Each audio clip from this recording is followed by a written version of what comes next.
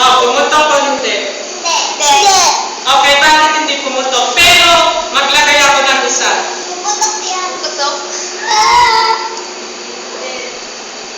Hindi rin. O, hindi rin pumutok eh. Sabi magic yan tanta.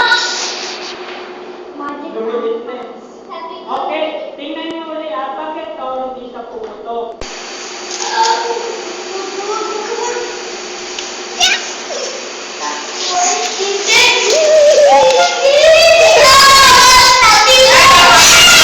Pag isa lang, wala. Okay, tandaan nyo, pag isang rounders lang, makinig. Natatakot din ako kasi masakit sa kamay eh. Pakiramdam ko masakit sa kamay pag pumutok. Pag isang tamtax lang, ang logo ay puputok, ang balloons. Pero pag marami, hindi siya puputok. Why? Bakit?